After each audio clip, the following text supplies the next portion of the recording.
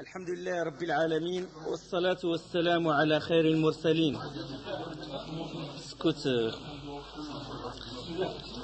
Parmi les fruits de cette croyance, l'ikhlas. Asseyez-vous, akhi, asseyez-vous. Parmi les fruits de cette croyance, c'est l'ikhlas, la sincérité, le dévouement exclusif à Allah subhanahu wa ta'ala dans l'accomplissement de l'acte. D'accord? Surtout ça, dans l'accomplissement des actes d'adoration, dans l'ikhlas, dans l'amal, d'être sincère. Quand il croit au qadar, une vraie croyance, ça pousse la personne à être sincère dans ses actes. Pourquoi? Parce que quand la personne, il fait un acte d'adoration, et en même temps, il se peut que son acte d'adoration soit touché par l'ostentation, par shirk. Ça veut dire, au lieu d'adresser cette prière ou cet acte d'adoration à Allah, il l'embellit pour les autres. Ou peut-être il veut, en même temps, il fait cet acte et en même temps pour plaire aux autres. Ou pour avoir parce qu'il cherche un poste. Ou parce qu'il veut leur argent, leur bien. Donc en même temps, il veut Allah, le visage d'Allah, il cherche le visage d'Allah et il cherche le visage des autres. Donc son acte, il est entaché par l'ostentation, par toute autre sorte de shirk.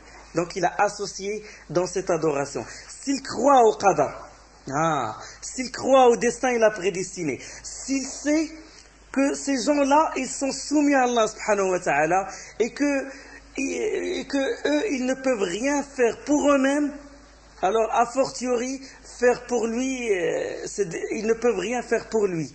Donc, ils ne peuvent rien faire pour lui, sauf si Allah le veut, sauf si Allah l'a écrit, sauf si Allah le sait, sauf si Allah l'a décidé.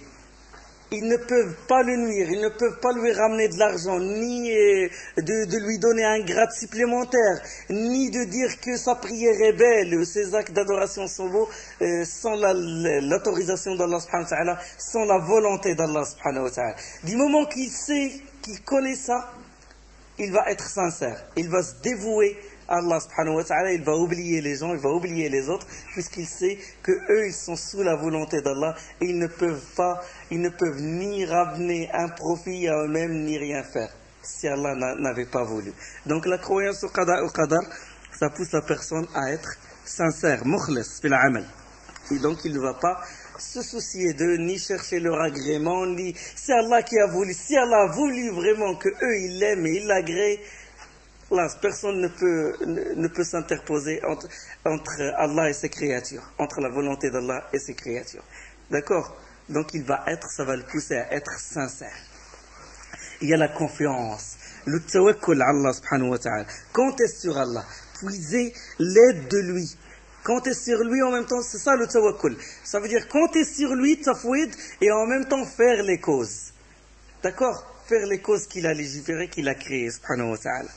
Donc s'appuyer sur lui, comme a dit Ibn al-Qayyim, il a dit, notre cheikh a dit, il rapporte, l'élève, il parle de son professeur, qui est Ibn Taymiyyah, rahimahullah, il dit, le tawakkul ne se réalise pas, et on ne peut pas l'imaginer d'un philosophe, ni d'un qadarit, de ceux qui prétendent que ce qu'il ne veut pas se réalise quand même dans son royaume. Subhanallah, ce genre de raisonnement, il dit quelqu'un qui nie qu'Allah veut toute chose, il ne peut pas avoir le tawakkul sur Allah subhanahu wa ta'ala. Il ne peut pas faire confiance en Allah. D'accord? Il ne peut pas faire confiance en Allah s'il ne croit pas que tout ce qui se passe dans son royaume, Allah l'a voulu. Et que rien de ce qu'Allah ne veut pas ne se réalise. Donc s'il croit que dans son royaume, il se passe des choses que lui, il ne veut pas, il va avoir manque de confiance. D'accord? Et peut-être il va faire confiance aux autres, puisque leur volonté dépasse la volonté du patron, la volonté de tel cheikh, dépasse la volonté d'Allah. Donc moi je fais confiance à, comme a dit le mage au Mu'tazilite. Il a dit, je vais suivre Satan, puisque Satan a voulu désobéir et il a désobéi, Allah n'a pas voulu désobéir, et Satan, il a désobéi à Allah contre son gré, donc la volonté de Satan a dépassé la volonté d'Allah. Moi je fais confiance à celui qui a la volonté la plus haute. Donc il a dit, on ne peut pas imaginer la confiance d'un qadari, d'un mu'tazilite. Il a dit, de ceux qui prétendent le tawakkul ne se réalise pas, et on ne peut pas l'imaginer d'un philosophe ni d'un qadarite, de ceux qui prétendent que ce qu'il ne veut pas se réalise quand même dans son royaume, de même des jahmites qui nient les attributs d'Allah, et le tawakkul est l'adoration des gens de l'Ixbat. Les jahmites, ça veut dire la personne qui ne croit pas qu'Allah est miséricordieux, il ne croit pas qu'Allah aime, agrée, il ne croit pas qu'Allah subhanahu wa ta'ala se met en colère contre les ennemis de ses alliés, etc. Il ne croit pas à ces attributs qu'on appelle les attributs de l'acte, parce que les négationnistes parmi les Asha'ira et les Jahmites, ils nient ça. On ne peut pas imaginer qu'ils peuvent faire confiance en Allah, ces gens-là. Quelqu'un qui ne croit pas qu'Allah se met en colère, ou qu'Allah ne se réjouit pas du repentir de son serviteur, ou qu'Allah n'agrée pas ses serviteurs, il ne va pas avoir confiance en lui, subhanahu wa ta'ala. D'accord? Ça, c'est une phrase qui est dite dans Madarij Salikin, le volume 2, la page 218. Il y a aussi, croire au qadar, ça donne aux croyants la crainte d'Allah. Quand la personne il croit au qadar, c'est qu'il craint, il craint la mauvaise fin, sous al-khatima. Il fait les actes. Il insiste, il cherche avec insistance ce qui lui est bénéfique, il profite des occasions, fait les bonnes œuvres parce qu'il a peur qu'il se peut qu'il lui reste une coudée entre lui et la mort et il tombe dans la mécréance. Donc il a toujours cette crainte. Et cette crainte le pousse à agir. Donc croire au qadar, ça fait augmenter cet acte du cœur, à savoir la crainte. Khawfullah subhanahu wa ta'ala, qui est une adoration comme on a évoqué précédemment. Et il y a aussi le bon espoir en Allah. Quand le croyant croit au qadar, qu'Allah il a tout écrit, il a décidé, il a su tout ce qui se passe dans son monde à lui, subhanahu wa ta'ala, dans le monde qu'il a créé, tout ce qui est en dehors de lui, il le sait, il l'a écrit, il l'a voulu, il l'a créé, il va avoir l'espoir en lui, parce que il sait que n'importe quelle chose qui lui arrive, il vient d'Allah subhanahu wa ta'ala, et cette chose, elle est issue de quoi? Il est issu de sa miséricorde, de sa sagesse et de sa justice. Donc il fait confiance en Allah subhanahu wa ta'ala et il a le bon espoir en lui. Quoi qu'il lui arrive, bon ou bien, il sait que ça vient de la sagesse d'Allah. Ça vient de sa justice, lui le plus juste subhanahu wa ta'ala, et ça vient de sa miséricorde. Donc il a le bon espoir d'avoir le paradis et d'être guidé jusqu'au paradis. Donc, le bon espoir, c'est qu'il n'accuse pas son Seigneur. Il ne l'accuse pas de ce qu'il a décidé. Il ne dit pas pourquoi tu as décidé ça. Il fait confiance en lui. Il a bon espoir en lui. Il nous connaît mieux que nous-mêmes. Donc, il sait ce qui nous est profitable, ce qui est bénéfique pour nous, subhanahu wa ta'ala. Donc, on a bon espoir en lui. Et il y a sabr, l'endurance. Sabr, ça veut dire l'endurance envers ces décisions-là. D'accord? Comme il dit, sallallahu alayhi wa sallam, as-sabru diya. La patience est clarté. Quand la personne est patiente, il sait qu'il est en train de faire une adoration et qu'Allah va le récompenser et que les meilleurs gens, le jour de la résurrection, seront classés proportionnellement à leur patience en début, à leur endurance. Et c'est pour ça qu'on les appelle les meilleurs êtres humains sur terre, les 5. Prophète sallallahu alayhi wa sallam, Muhammad sallallahu alayhi wa sallam, Moussa, wa Isa, wa Nuh, wa Ibrahim, les 5. Ils diffèrent des autres par le degré de patience, et c'est pour ça qu'on les appelle les gens de l'endurance, ulil azm, et ulil azm. Donc la patience, c'est une grande adoration, et Allah, il récompense énormément les gens qui patientent. La personne, il sait que la frayeur et le fait d'insulter le temps, le fait de se mettre en colère ne va rien changer, ne va rien diminuer ni augmenter dans la table gardée de la décision d'Allah subhanahu wa ta'ala. Donc il accepte les choses avec un cœur ouvert, il accepte la décision d'Allah subhanahu wa ta'ala. Il y a aussi parmi les fruits combattre le désespoir. Donc vous avez remarqué que ce que je suis en train d'évoquer là, c'est l'opposé des erreurs. D'accord? Les fruits, parce que c'est par leur antagonisme que se distinguent les choses. Combattre le désespoir. Quelqu'un qui croit au qadar, il combat le désespoir. Donc celui qui ne croit pas, à l'opposé, celui qui ne croit pas au qadar, au destin d'Allah subhanahu wa ta'ala, il voit que le mal prévaut et que le bien se rétrécit, que ceci va le pousser au désespoir, à l'abattement, et c'est comme il sous-entend que le mal va continuer sans arrêt et que les musulmans, surtout ça pour les musulmans, ils disent que les musulmans ne vont jamais triompher du moment où ils sont dans cet état, il va tomber dans l'abattement, dans le désespoir. Non, il faut avoir l'espoir en Allah subhanahu wa ta'ala, et celui qui croit au destin, il sait qu'Allah a déjà marqué que la fin heureuse est au pied, ici-bas et dans le delà, il sait que les musulmans vont triompher et qu'il y aura un khilafa, etc., etc. D'accord? Donc, le croyant ne connaît pas le désespoir. Il attend la délivrance d'Allah subhanahu wa ta'ala. Il sait que la victoire vient de la patience, et après la difficulté, il y a quoi? Il y a la facilité. Ma'al usri yusra. D'accord? Donc, le vrai croyant, il n'est jamais dans le désespoir. Ceux qui sont dans le désespoir, c'est les kuffars, parce qu'ils ont désespéré de la miséricorde d'Allah. Là, poussière, après il n'y a rien. Il y a aussi les fruits, la satisfaction, al-rida, qui est un acte du cœur. Il y a aussi la reconnaissance, reconnaître les bienfaits d'Allah subhanahu wa ta'ala, parce que tout bienfait vient de lui, c'est Allah qui repousse le mal. D'accord? Allah, il a dit, si vous êtes reconnaissant, très certainement j'augmenterai mes bienfaits sur vous, comme il dit subhanahu wa ta'ala dans Surat Ibrahim, Surat 14, le verset 7. Il y a aussi la joie. Le mu'min, il se réjouit de cet iman. Hein? Il se réjouit. Ils doivent se réjouir de cet iman, de cette croyance, du fait d'être croyant. Il y a l'humilité. L'humilité, le croyant, qu'est-ce qu'il connaît? Il connaît sa propre valeur. Il sait que tout bien vient d'Allah subhanahu wa ta'ala.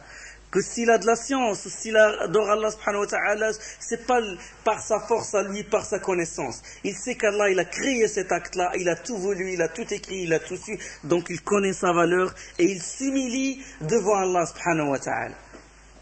Il s'humilie, et non pas comme a dit Qarun, innama utituhu ala ilmin indi. Tout cet argent, je l'ai eu par mon intelligence, j'étais rusé. J'ai fait des transactions, j'ai débattu, j'ai fait ça, je suis fort moi. C'est par ma force, par mon intelligence. Quand Allah lui a envoyé Moussa pour lui montrer le bienfait d'Allah sur lui, il a dit ceci vient de mon intelligence. Le musulman, le mu'min, non. Il dit tout vient d'Allah subhanahu wa ta'ala, tout bien fait. S'il accomplit les adorations comme il faut, c'est Allah qui a créé cet acte d'adoration, et par là il va connaître sa valeur devant Allah subhanahu wa ta'ala, et il va perfectionner son adoration avec ce khushu', avec cette humilité. Et il y a aussi, ça c'est très important, il y a le courage. Le courage et le refus de se résigner. Le mu'min, le croyant, ne se résigne jamais. Il sait qu'il ne va pas mourir avant le terme fixé. Il sait qu'il ne va pas mourir au milieu des épées, au milieu des bombardements, il sait qu'Allah, c'est Allah qui a décidé, c'est Allah a décidé qu'il meurt, maintenant il va mourir. C'est Allah, il va décider qu'il va mourir après 20 ans. Khalid bin Walid, tout son corps est cicatrisé, tout plein de blessures. Et Allah, il a décidé qu'il va mourir sur son lit. Subhanallah. Ça, c'est une preuve que tout ça vient d'Allah et que personne ne peut réduire les séances, ne peut réduire le temps qu'il va vivre. Donc, courage, ulu al-himma, shaja'a. Hein? Il connaît, le mu'min, il a une valeur élevée auprès d'Allah subhanahu wa ta'ala. Et donc, comme a dit, sallallahu alayhi wa sallam, sache que si tout le monde s'associait pour te faire du bien, il ne pourrait te faire que le bien qu'Allah a déjà écrit pour toi. Si tout le monde se réunit pour te faire du bien, ils ne peuvent faire que le bien qu'Allah a déjà écrit pour toi. Que s'ils se coalisent tous pour te faire du mal, ils ne pourraient te faire que le mal qu'Allah a déjà écrit pour toi. Les qalam, les plumes, se sont depuis longtemps levées, ça veut dire arrêter d'écrire, et l'encre des pages de la table gardée est désormais bien sèche, lasse, pas d'augmentation, pas de diminution, pas de bienfaits supplémentaires et ils ne peuvent pas te nuire, sauf si Allah subhanahu wa ta'ala écrit. Hadith rapporté par Tirmidhi, hadith sahih, comme c'est le conseil qu'a donné le prophète sallallahu alayhi wa sallam à Abdullah ibn Abbas. D'accord? Donc, le courage. La générosité. Il sait que c'est Allah qui lui donne le rizq. Donc il donne. Il n'a pas peur de la pauvreté. Il donne. Il est généreux. Il aide autrui. Il donne. Comme faisait le prophète et les compagnons. Ils donnent. Ils n'ont pas peur de la pauvreté. Il y a aussi la richesse de l'âme, la frugalité. Il refuse de se rabaisser pour un bien éphémère. Celui qui croit au qadar, il refuse de se rabaisser. Donc, ça implique qu'il va être respecté aux yeux des autres. Et il inspire la crainte, même aux yeux de ses ennemis. Il inspire la crainte. Il n'a rien du tout, il n'a pas de matériel, il n'a rien, mais il a cette force croyance au qadar. Et qadar, il ne se rabaisse pas, il ne suit pas tout le monde. Donc, toujours la tête élevée, et il a coupé la racine de l'espoir en les créatures. Donc, il y a la richesse de l'âme, le qana'a, ce qu'on appelle le qana'a. Il y a aussi ambition, himma, alia, élevé. Il consiste à s'élever des futilités, de tout ce qui enfonce la personne dans les passions de ce monde, chercher très haut. Le croyant, il ne veut pas quelque chose plus bas que le paradis. Il ne veut rien. Les bateaux, les croisières, les mannequins, non. Plus bas que le paradis, je rentre pas dans cette transaction. D'accord? C'est ça le mu'min. Mu'min bil qada' wal qadar. Il veut très haut. Il veut loin. Il voit loin, loin, loin. Pas le bout de son nez. L'avenir ou l'avenir de mes enfants. Donc, il ne se résigne pas. Ambition élevée, ne se rabaisse pas. Son slogan, ce n'est pas mettre au boulot dodo, mais son slogan, c'est la ilaha illallah Muhammadur Rasulullah, parce qu'il va gagner le paradis après ça. C'est pas qu'il réduit, subhanallah. On réduit notre vie à ça, mettre au boulot dodo. Même pour penser, c'est la télé qui pense à ta place. On les programme comme des robots. 5 jours par semaine, 35 heures, maintenant 35 heures, le week-end, pour déstresser, et après on te programme tes vacances, on te programme ta vie familiale, on te programme, tu es comme robot, esclave, adorateur d'autrui, comme a dit Ibn Taymiyyah, celui qui n'adore pas Allah subhanahu wa ta'ala, obligatoirement, il va adorer autrui, obligatoirement. Parce que le cœur, il ne peut pas se dépouiller de l'amour ni de la volonté. S'il oriente cette volonté vers Allah subhanahu wa ta'ala, alhamdulillah, là, Allah va l'élever vers lui. S'il oriente cette volonté vers des impuretés, vers des adorateurs de leur passion, il va tomber dans le cercle et dans l'au-delà, Allah ne va même pas lui adresser la parole, il va jeter dans l'enfer. Il ne faut pas que votre vie, la vie de la personne, se réduise à ce cercle-là. Il faut voir loin. C'est ça le croyant. Il voit loin. D'accord? Ce n'est pas les 35 heures, le sandwich du midi. Après, pour réfléchir, pour avoir même pas le temps pour faire le vide, ni pour penser quel est ton but, pourquoi Allah t'a créé. Subhanallah, des gens qui ne pensent pas à ça, je ne sais pas comment, les bêtes, comme a dit Allah subhanahu wa ta'ala, sont mieux que inhum illa kal'an'am bal hum adallu sabila. Donc celui qui croit au qadar ne se satisfait pas du peu, il cherche le paradis et il cherche à changer ce monde. Ça n'existe pas ce genre de prétention, parce que chacun, la jeunesse, ils vont dire on va suivre la mode. La mode, c'est la mode. Et les autres vont dire, c'est Allah qui a voulu qu'on soit comme ça. Chacun, il a une justification. Il faut suivre la vague. Il sort des proverbes, il te dit, mets ta tête entre les têtes et crie, ô coupeur des coups. Mets ta tête avec tout le monde, il faut suivre tout le monde, il faut boire dans cette rivière qui a empoisonné tout le monde. Rentre avec eux et bois toi aussi. Non, non. Non, on parle de aqidah, de nouer. Tu sais, qu'est-ce que ça veut dire uqda? Vous pouvez me répondre? Qu'est-ce que ça veut dire uqda? Ça se noue où? Dans le cœur.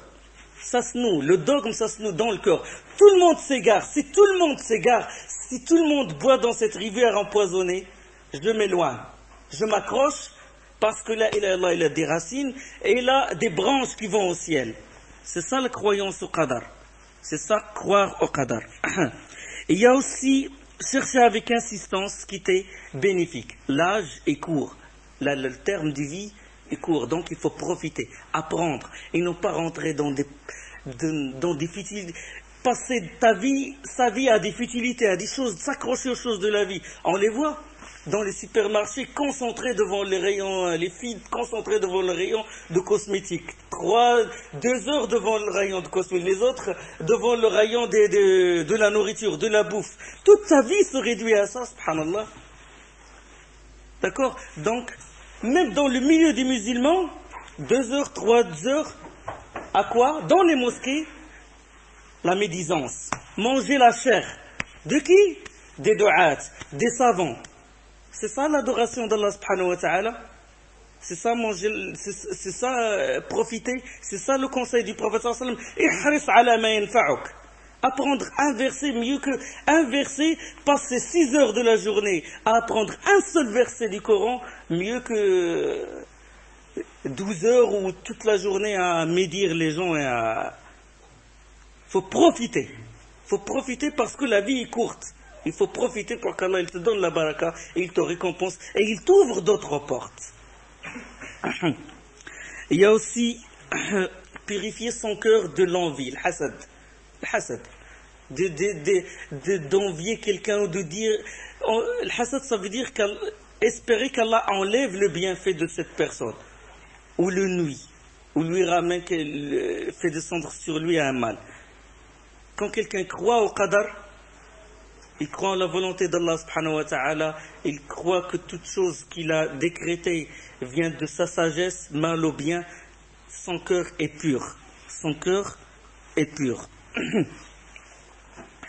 Il y a aussi la connaissance de la sagesse d'Allah subhanahu wa ta'ala. La personne, il reconnaît qu'Allah, il est sage, hakim. Quand Allah subhanahu wa ta'ala il dit وَعَسَى أَن تَكْرَهُ شَيْئًا وَهُوَ خَيْرٌ لَكُمْ وَعَسَى أَن تُحِبُّوا شَيْئًا وَهُوَ شَرٌّ لَكُمْ وَاللَّهُ يَعْلَمُ وَأَنْتُمْ لَا تَعْلَمُونَ. Allah dit dans le Coran, il se peut que vous ayez l'aversion pour une chose alors qu'il vous est un bien, et il se peut que vous aimiez une chose alors qu'il vous est mauvaise, et Allah, il sait et vous ne savez pas. Donc la personne reconnaît la sagesse d'Allah subhanahu wa ta'ala. Derrière le mal, il y a du bien. Il y a aussi le dévouement avec le tawakkul, la confiance, et le tafwid, la délégation, et taslim, la soumission à Allah subhanahu wa ta'ala. Il y a aussi ça, c'est très important, que celui qui croit au qadar, c'est que son esprit, il est libre. Ah, c'est ce mot de liberté. Libre. D'accord, le musulman, il est libre. Il est libre. Libre de toute mauvaise croyance. Libre de toute turpitude. Libre de tout péché. Libre de toute soumission devant les tawarit, les ennemis d'Allah subhanahu wa ta'ala. C'est ça la vraie liberté. Mais de s'enfoncer dans la boue des passions, de se prosterner devant son patron, ou peut-être devant sa compagne ou sa maîtresse, c'est ça la liberté qu'ils veulent? Non, c'est ça la vraie liberté. Quand on croit au qadar, c'est notre croyance, notre pensée, et il est libre de tout charlatanisme, parce qu'au moindre des problèmes, l'homme civilisé, on l'appelle tout le monde. Tiens, c'est une anecdote. On l'appelle monsieur tout le monde. Ben oui, c'est normal, il suit la vague. Au moindre problème, il va chez les charlatans, il va consulter l'horoscope, le François ou je ne sais pas quoi. Quel est les aides, etc., son signe, etc. Quel est son avenir, parce qu'il n'est pas tranquille. Les mages et les marabouts, qu'est-ce qu'ils gagnent les marabouts avec surtout les périodes de crise, c'est extraordinaire. Les millions ils rentrent. Du moment avec les dépôts de bilan des entreprises, etc., les marabouts, Donc, celui qui croit au qada, au qadar, son esprit, il est libre de ce genre de charlatanisme, de sorcellerie, etc. D'accord? Tranquillité du cœur aussi. Donc ça, c'est les fruits de la croyance de qada et de qadar. Bon, alhamdulillah, par la miséricorde d'Allah, on a terminé ce fameux cours de qada ou qadar. Et on continue, Inch'Allah, s'il reste encore du temps, on rentre dans l'évidence concernant ces piliers, le verset du Coran. Il reste encore du temps, oui, Inch'Allah.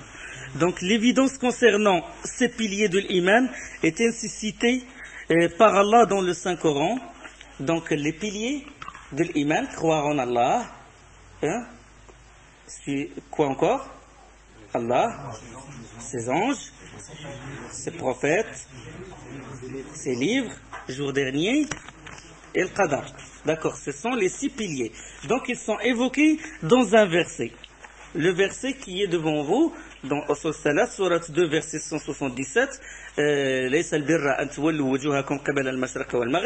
la bonté pieuse ou la piété ne consiste pas à tourner vos visages vers le levant ou le couchant, mais la bonté pieuse consiste à croire en Allah, au jour dernier, aux anges, aux livres et aux prophètes, etc., etc. Là, il a évoqué les 5 piliers de l'iman, d'accord? Et on les trouve aussi dans d'autres versets, ces piliers de l'iman. On les trouve par exemple dans Surat Al-Nisa, ou dans Surat Al-Baqarah à la fin.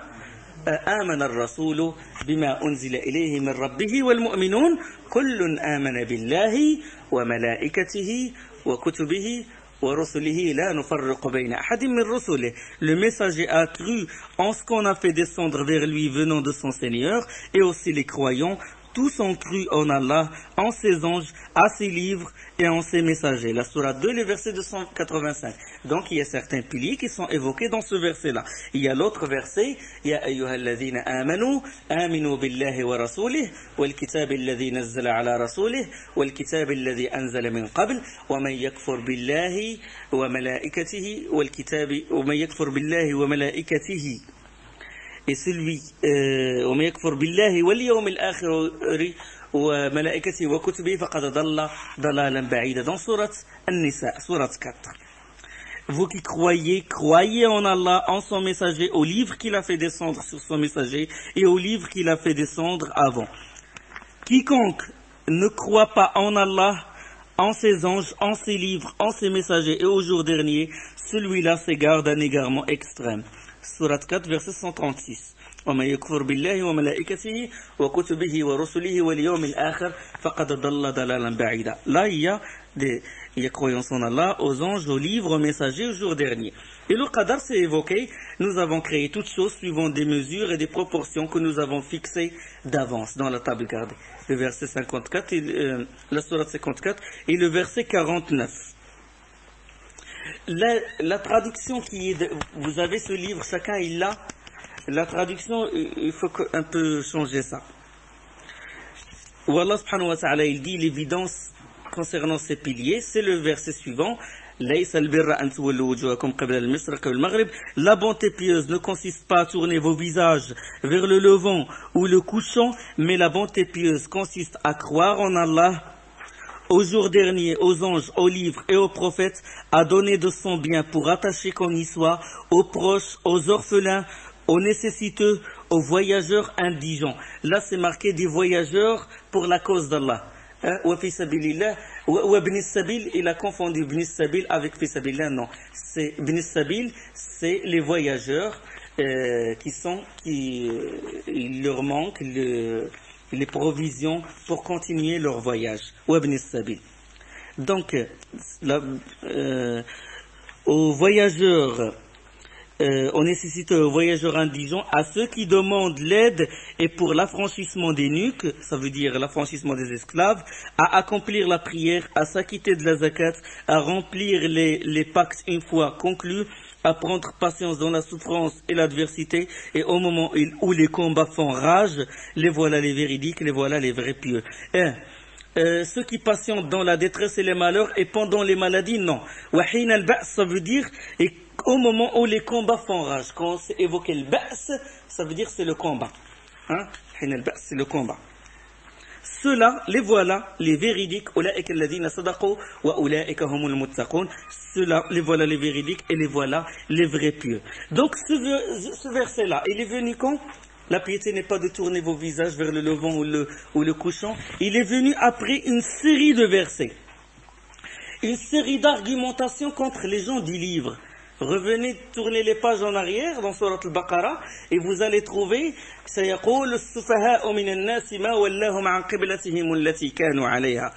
Les faibles d'esprit parmi les gens vont dire qui les a détournés de la direction de la qibla vers laquelle ils s'orientaient auparavant.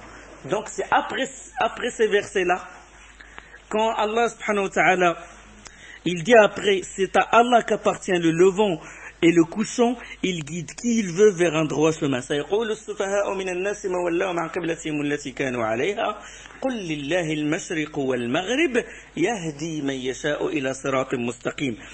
Le prophète sallallahu alayhi wa sallam, on sait qu'avant, il se dirigeait vers où? À la Mecque, c'était la qibla, c'était Jérusalem, c'était le Masjid al-Aqsa. Il se dirigeait vers le Masjid al-Aqsa. Mais puisqu'il était à la Mecque, il réunissait les deux qiblas. Ça veut dire qu'il mettait la Kaaba entre lui et Jérusalem. Et il les met les deux, et il se met sur une même ligne. D'accord? Pour réunir entre les deux qiblas. Mais quand il a émigré vers Médine, puisqu'Allah lui a recommandé, ordonné de s'orienter vers Jérusalem, s'il s'oriente vers Jérusalem, vers le Masjid al-Aqsa, il laisse le Kaaba derrière lui.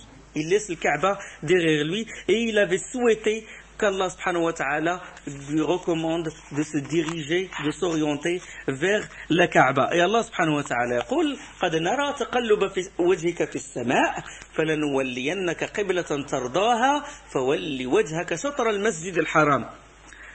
Certes, nous te voyons tourner le visage en tous sens dans le ciel, nous te faisons donc orienter vers une direction qui te plaît, tourne donc ton visage vers la mosquée sacrée, vers la mosquée sacrée, ça veut dire le Kaaba. Surat 2, le verset 144.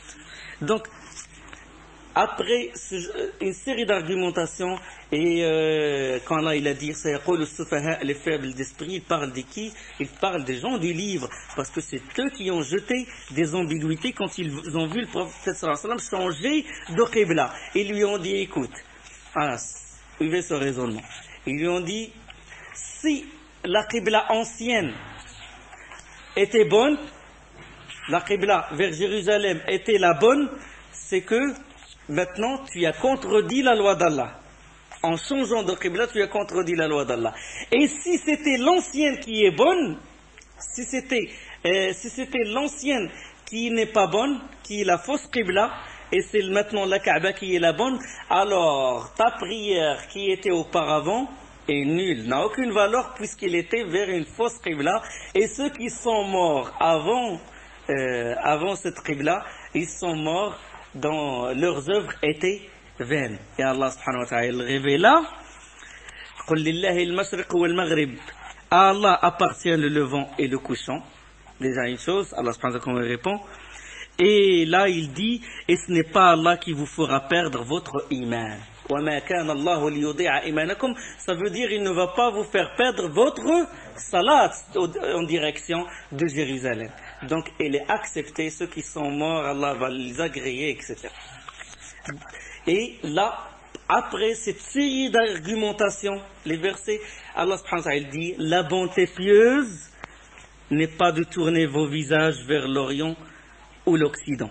La bonté pieuse ne consiste pas à tourner vos visages vers le levant ou vers le couchant. La bonté pieuse, al-birr, laysa al-birr. Al-birr, kathratul khair, c'est la richesse en bonté. Et Allah, son nom est al-barr, avec le fatha. Al-barr, ça veut dire celui qui est dont les bienfaits sont nombreux. D'accord? Al-barr. Et le birr, c'est la bonté pieuse et il est compatible à l'iman. Parce que Abu Dharr radiallahu anhu, il a posé la question au prophète sallam, sur le birr, c'est quoi le birr? C'est quoi la bonté pieuse? Et le prophète sallam lui récita le verset. La bonté pieuse ne consiste pas à tourner vos visages vers le levant ou vers le couchant. D'accord? Donc l'iman, la religion, ne consiste pas seulement